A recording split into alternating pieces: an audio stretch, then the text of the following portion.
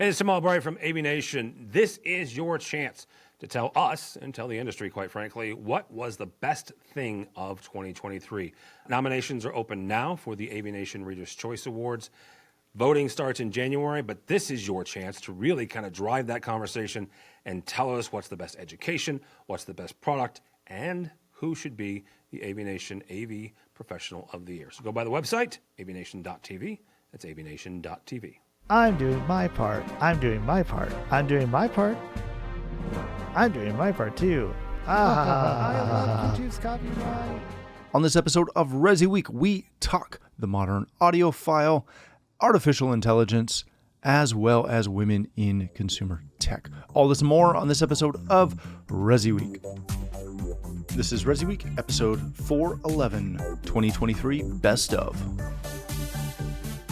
Welcome to ResiWeek. This is your weekly roundup of all the latest news and stories for the residential AV industry. I'm your host, Matty Scott for AVNation.tv, and this week we are changing it up and looking back at the past year of 2023 and picking out some of the most important stories of the year. So we will kick it right off with a conversation about the modern audiophile. Most people have it in their head, again, if you're of a certain age, of that Maxwell commercial of the gentleman sitting in the tub chair and literally just having his hair and his tie and everything blowing behind him, just far away enough from that 2-channel setup, and enjoying it. But audio technology has evolved ever since the 80s and when that commercial was at its peak, and integrators need to know what modern audio enthusiasts are looking for, and that's why we talked about it in ResiWeek episode 379 with Stephen Bronner and Arlen Schwager. The biggest issue with audiophiles in the younger generation is the cost. What I find is that you read article after article about homes are unaffordable, cars are unaffordable. The average new car these days is $48,000. Just heard a report on that this morning. I listen to a lot of financial news, and then when I talk to my younger clients, I'll introduce them to something. I have some totem bookshelves that I take to clients' houses, and I set them up, and I always hear the same thing. Holy crap, that sounds amazing. How much is it? And you tell them, and they're like, man. And these aren't even that expensive. They're Ken totem bookshelves with their self-powered. They're not that expensive, and clients are just like, I really want that sound, but for right now, man, we're just going to use our Sonos portable and, just sit it somewhere. I am finding that the audiophile space is heavily dependent on the availability of disposable income. Yeah. And that is what is drawing away the younger crowd. It's not necessarily the lack of want to. They want to it. They recognize the quality. They recognize, otherwise Tidal wouldn't have a platform. Tidal's entire platform is we sound better. So it's not that they don't want to. It's purely based off the fact that you're trying to sell a really expensive, and I hate the word expensive. It's very subjective. So let's say a premium price product. Yeah. So you're selling a premium price product to a clientele that just doesn't have premium money right now. And it's really tough. I just did a backyard demo for a set of clients, and they're younger. They've been clients forever. They were on my first Nexus 21 install client. And they listened to the demo, and I looked at me, and he said, Stephen, I absolutely love it, but we only have half that to spend. And I said, no problem. Now, it was the Origin Big Ballers that just came out, and luckily their regular ballers that sound phenomenal are literally half the cost. Yeah. So this time it wasn't that big a deal. But you're talking about, this guy's really high up with his corporation he works for, and his wife is really high up with their corporation, and they're still pinching pennies. So I would say that before I counted out this generation for their taste and quality of music, I would keep in mind that they just don't have it. Looking at what Stephen said and coupling that with an experience that we continually have in my personal company, where we'll meet people who are quote unquote audiophiles, and they're calling themselves that, and they're a step above those portables. but they're, in their mind, audiophile is not necessarily meaning, luxury audio or premium audio necessarily. It's a love of audio and trying to do the best that they can with, again, what they have in that disposable income realm. Is a lot of this conversation more about really how the term has changed in its meaning? Well, I definitely see those sides of being an audiophile, and I see it exactly kind of the way you described. There's the people who are all about the music, and you might be talking about someone who has 6,000 classical records or 4,000 jazz records, or like me, like a zillion Fish and Grateful Dead bootlegs. Like, we all love the music passionately, and that's why we're into it. But like, when I had a stereo system growing up, I had no idea what else was out there. I knew it, and I didn't have a budget for it. But if you look at it these days, the great thing is kind of like what Stephen was saying, and I don't like when things are referred to as expensive as well, especially in the audio industry, because if you go to a good dealer event, and I'm fortunate enough to have Audio Advice right around the corner from me here in the Raleigh area, and they put on a massive one that I got to attend last year. But their thing is, if you go to an event or you go to like a Music Matters night and something like that, and you're going to get people of all budgets, all ranges of budgets. And so one thing that really kind of struck me about the most recent one they had last summer was just that range. They had these massive aspirational products on display, and you could listen to some of them were not active, like the B&W, that crazy Nautilus speaker. Mm-hmm. But others, they had, probably the best room that I heard was it was the Martin Logan room with the Neoliths that were in there. Which, those are big 5-figure speakers, and they're not for everyone's room, but it was the most amazing sound that I heard all day.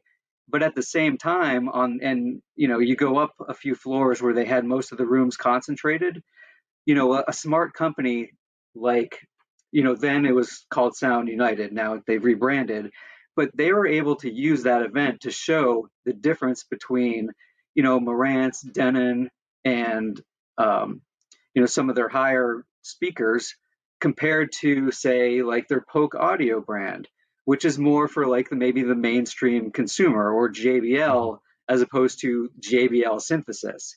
And so I think if companies are smart, they can definitely market it the right way, still call it audiophile, and appeal to both music lovers and gearheads. And one thing I'll throw out, reading that article and just things that I experience at shows, and having a dealer event can really help with this, is music choice and demo music. Because being able to go there and to have someone who's running the demo say, hey, anyone here have a favorite track they want to hear? It gives the potential buyers real world, so they have a reference. And, I keep seeing videos of trade show reports, and they show rooms, and you see people in there, the 55 and over crowd, listening to something, and it's like, it just looks boring. And so audio is, to me, audio music is one of my favorite things in the world, and it's definitely not boring. And even people who, I see that are into like classical, I throw out classical because it's very cool music too, but just the demo choices, I think people would be wise to start at least encouraging, prospects at consumer events to kind of bring their own, either a thumb drive, or at least have some, potential references in mind, that when someone says, hey, anyone have a suggestion for title here, high res version of something that you've heard on a super high res, or, even a much better upgraded system than they have at home, to me makes a lot more sense than what we're getting now out of demos. The next topic we want to talk about is artificial intelligence. AI has made waves across every vertical in the tech space and continues to evolve. I will not get on my pedestal at the moment and go on and on and on about the fact that many situations, AI is really just machine learning, and people just like jumping on the bandwagon that is AI. The following 45 minutes have been cut for time. But what is actually important here is that AI is everywhere right now, and integrators have a chance to use it to better their business. In ResiWeek episode 399, we talked to Avi Rosenthal and Bob Archer about what AI can bring to the table and how it can be applied into the residential space and into integrators' businesses.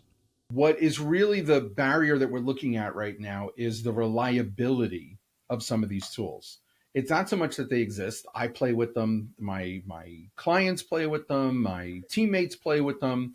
It's whether or not they're relevant to our daily life, how they're going to help us, and whether or not we can rely on them to be good actors. Because right now, sometimes you put some stuff in there and let's just say the work product is not up to the same level that you would expect it to be if you did it on your own. So I think we are just scratching the surface here. I mean, we are literally, this is not even, you can't even use the iceberg metaphor yet because there's not even enough peeking up above the water. I mean, we are really, really in early days. 3 to 5 years from now, we are never going to even remember having these conversations because the concept of AI and the concept of digital assistants are going to be so ingrained in our daily lives. It's going to be as if it was always there.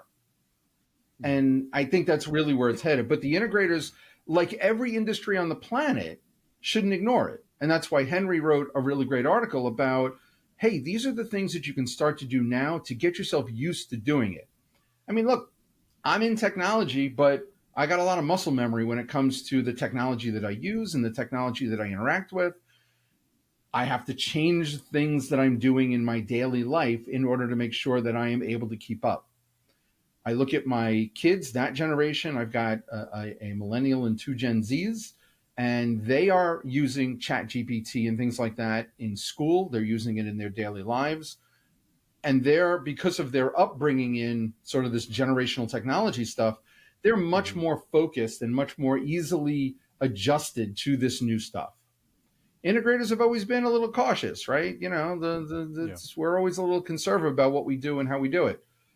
Henry's article goes a long way to help us understand what we should be doing with these tools and why we shouldn't be ignoring them. Yeah, that's a great point. All right, my friend Bob. I saved the annoyingly questionable question for you. Well, I'll come up with an annoying answer then. There you go. You'll be fantastic, I promise. One of the things when I saw this that kind of popped up into my head and gave me a little bit of pause.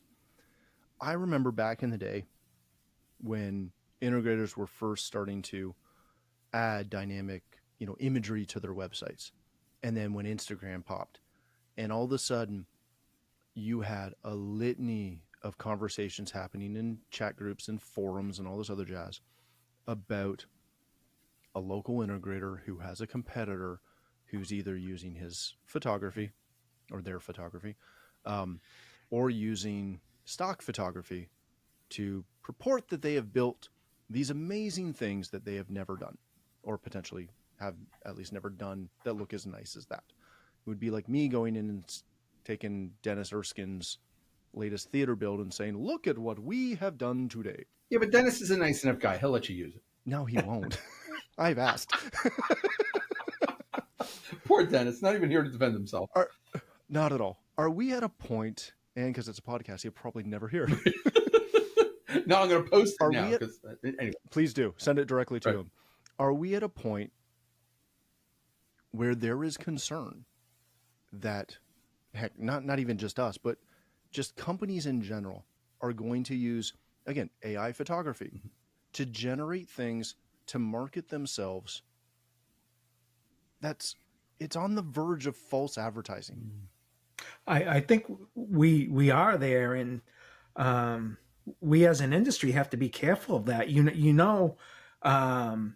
There will be competitors out there in any given market. One will play by the rules, so to speak, but the guy down the street may not, and dealers are going to have to deal with that. I would caution people, if they're going to use these tools for their sales and marketing efforts, they need to make sure that these tools are truly up to the task. We're talking not only the legalities in the case of photos, of copyright, and the whole ethical argument of using particular photos, but we're also talking about SEO requirements. If you want to get your business out there, you have to follow the proper SEO guidelines, which is a moving target that Google, we all know Google dictates all of that stuff.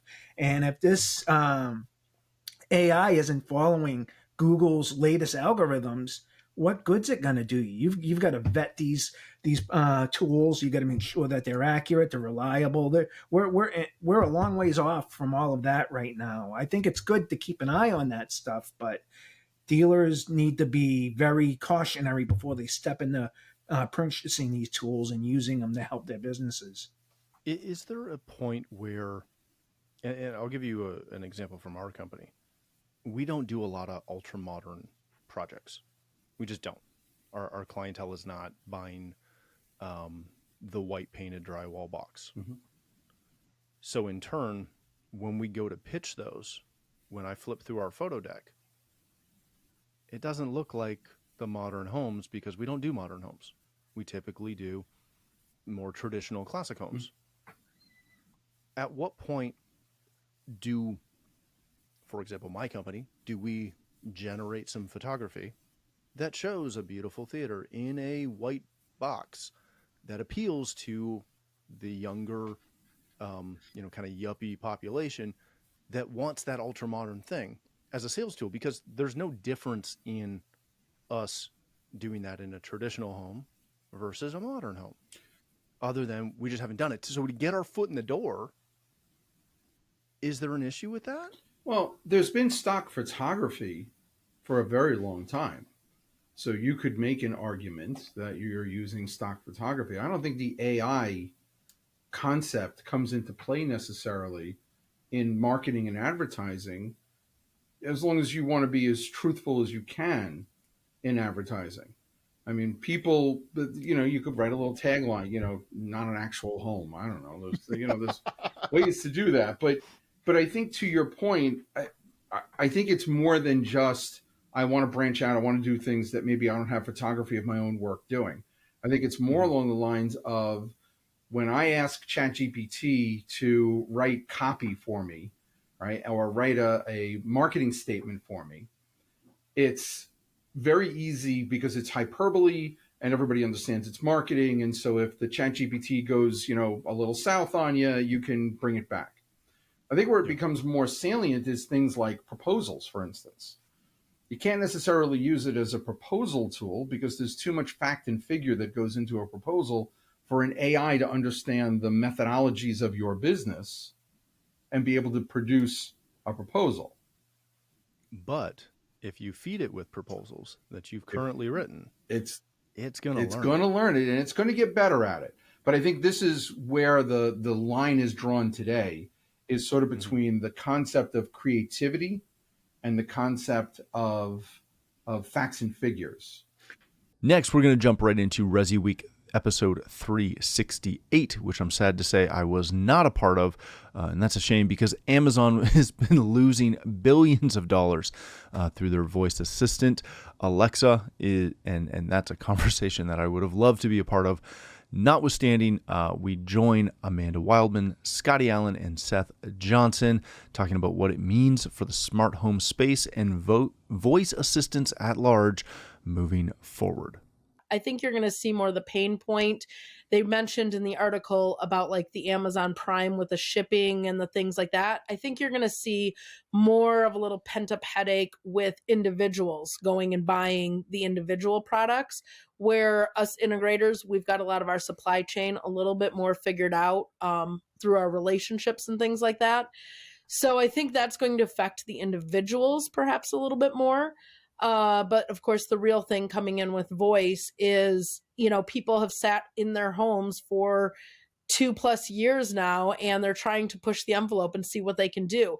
So even though like there's talk of potentially going into recession, I don't see a huge slowdown, at least in my market area, of people not adding in more devices or making more conveniences or seeing what it is that they can do now with their home. All right, Seth, same kind of question. When you guys look at it from your standpoint, and also when you're talking to dealers and your customers, what are they telling you as is the outlook for this year? Everybody seems pretty cautiously positive, I guess would be the best way to describe that. It's everybody that is buying is still just going full speed. And when we get some product in that has been on short supply, it's gone within a matter of minutes or hours. I mean, there's sometimes we get some particular access points in, they're sold out within minutes of us putting 150 of them on the website, and all of a sudden they're just gone. So there's definitely still demand there. And it's like Amanda said, it's just a matter of like knowing what you need to have in stock and know when you can get it and what is kind of in those short supplies. On the manufacturing side, they're still struggling a little bit to get some of the product in, although I'm now hearing better stories than I was for the past 2 years. I just talked with one vendor who I'll leave her name nameless, but like we went out of the stock on their product probably towards the beginning of 2020. They had a bunch of other issues besides the whole pandemic thing that kind of led into that, but it was just an unfortunate time for them. When I spoke with him yesterday, the day before, they said that all back orders are going to be fulfilled by March, and they have in transit 5 times the amount of product they need on this 1 or 2 particular SKUs that have been missing from their lineup for a while. So nature seems to be healing, and that's a good thing for everyone. Seeing this article and just talking about, when you see a vendor like Amazon or any vendor see a retraction in sort of how they're supporting the market, smart home and what Amazon services in our market is very different than what we all do today, day to day, right? How they interpret smart home is maybe playing music on a smart speaker, right? And nothing else connected to that device. So, when we think about that and kind of some of the news that came out of Amazon, I don't think it really impacts where we're going or what our market's doing. It's just a good data point of what big tech's going through right now. But as far as 2023 goes, there is a lot of exciting tech that big tech can bring to us, and then also the relationships that we have in other places. So, if anyone does follow our CEO Alex's feeds and things like this, we're playing with a lot of exciting technology, ChatGPT being one of those technologies from OpenAI, and how it can augment kind of the smart home experience. And specifically, we've been showing demos of ways that you can give commands that a traditional smart home wouldn't know about, but with generative AI, now you can answer a lot more questions. And it's really exciting, knowing what are the top Oscar movies with female actresses and getting a list of those, and then being able to ask your TV to play one for you. It's pretty different than Googling that and then trying to prep for your Oscar party so you don't lose $10, right? So I think there's a lot of ways that 2023 is going to bring us different things, but it's interesting kind of leading with this article around Amazon, but then seeing other technologies from OpenAI and Google's Bard that might actually be kind of the next generation of how we see our industry trying to adapt to how big tech can help us, really. Our last stop comes in at ResiWeek episode 373. Back in March, the Women in Consumer Technology Group partnered with Cedia for seminars and other opportunities for women in the residential space. According to Cedia Board Secretary Amanda Wildman, a highly skilled and diverse workforce benefits the entire industry. We talked with Amanda, as well as Katie McGregor-Bennett and Heather Sidorowicz, about what it means to provide opportunities like this for our industry. Well, first of all, cheers to those who have put this together. I'm going to guess Amanda had a really strong role in this. That this is not just women who are in the industry already, but specifically on the install side, in teaching that, because we don't have a lot of women in the industry. We have even less who are installing. I feel like Amanda's our poster child for this. She's taking people out. She'll offer to anybody out that listens. Give Amanda a call. She'll bring you out into the wild and show you all the things that are late and great. My sister worked for the company for 5 years. She was an early AV installer as well, and she went on to bigger and better things, and she's just kicking butt just in the pro AV side now. So what can we do? We can keep hiring women. It's not really nearly as complicated as everybody makes it out to be. I honestly think that the best way to do it is when you find someone or see someone, and they could be in a different industry, let them know that there is a place for them here. Invite them, talk to them, bring them out for lunch, break bread with them, and then hire them.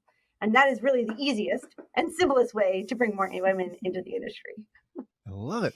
Amanda, obviously you had a lot to do with this. Tell us a little bit more about how it came to be, and to Heather's point, how do we continue to grow that? Absolutely. Well, first of all, it's bringing together really Carol Campbell and Mandy Beckner at CEDIA, the head of education, and kind of having an idea. I mean, I sit on certifications, and so I said, it's been important for me to be have those letters behind my name so that when I walk into a room, I feel like I have that legitimacy or that level of knowledge that people can't really argue with. So I said, wouldn't it be great to kind of offer an opportunity for women to have maybe a study group where it could be women there. They could ask the questions, because I know like sometimes it can be difficult or intimidating to ask a question in the room if you're the only female in the room or whatever. So having a study group set up for that is a great opportunity to get more women involved. And then also part of this whole announcement is there's a webinar series going on that Women in Consumer Technology is actually sponsoring with a throwback to my former years. The speaker, and I'm totally not remembering her name right now, but she actually came from Dish Network, and she's talking about how to grow your business and to be an ally or make it a welcoming environment for women to join. So you don't just have to be a female to go on those webinars for that webinar series. Anyone can join those, and they can learn, how do I make my work environment more productive to have women to be able to be there, have them be comfortable, allow them to grow into their knowledge and grow into their being in this industry. And Heather's right. I mean, you just have to hire us. We're not as intimidating as what you might think. Just bring us on, and we're usually really, really hard workers. I mean, I don't know if you've seen women coming back into the workforce, even too, like ones that were maybe stay-at-home moms. They're really great multitaskers. They can be really phenomenal in your business, and they understand efficiency at a totally different level. So hopefully these are opportunities for women to not only get certified, but for people to learn how to be allies and support getting more women in. I love it. Katie, let me ask you, maybe not the tough question, but the interesting question. And I don't disagree with either of you that it is very simple to go out and just hire a woman. We keep hearing that the talent shortage of literally bodies, not trained, not certified, literally people with a pulse who will show up to work, is incredibly challenging.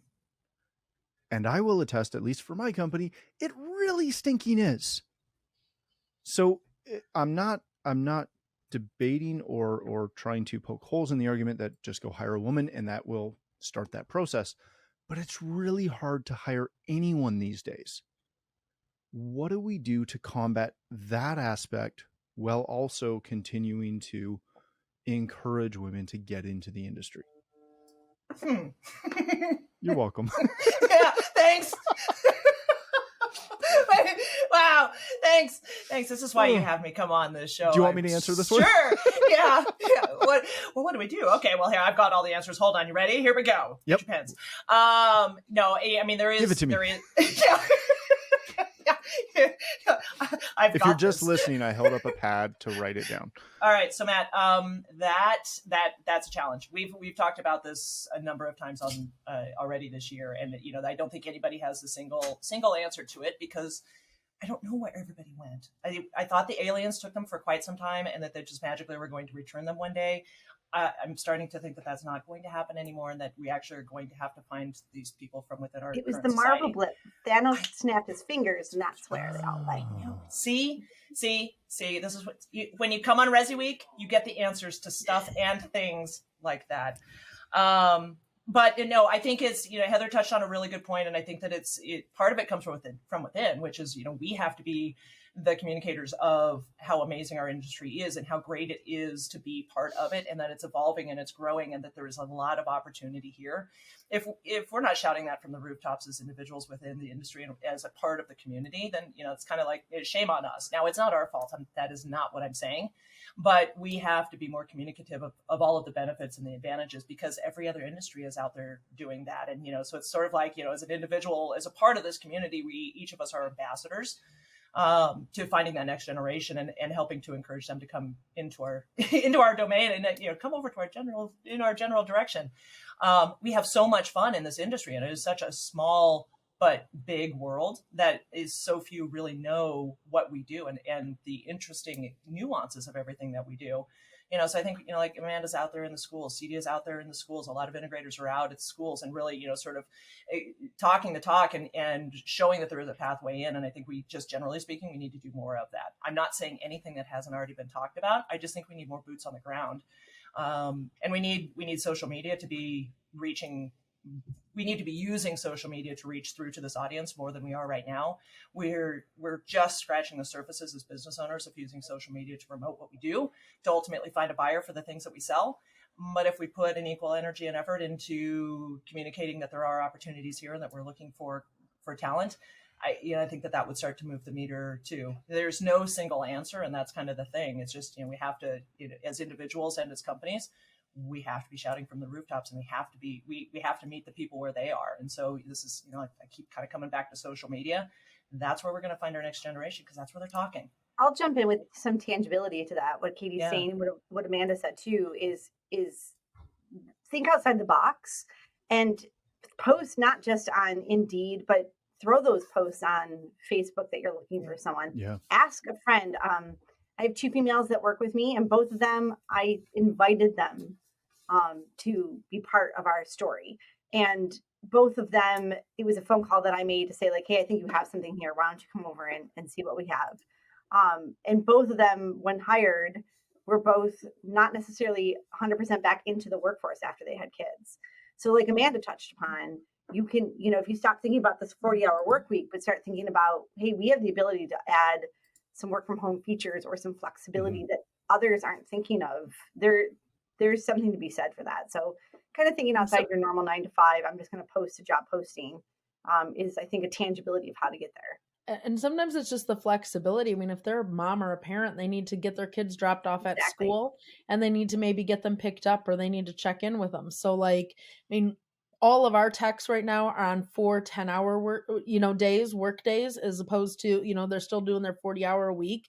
That way they've got the 1 day for doctor appointments. I have one of my women that works for me, and she's 5 days a week, but she comes in right after she drops her kids off at school.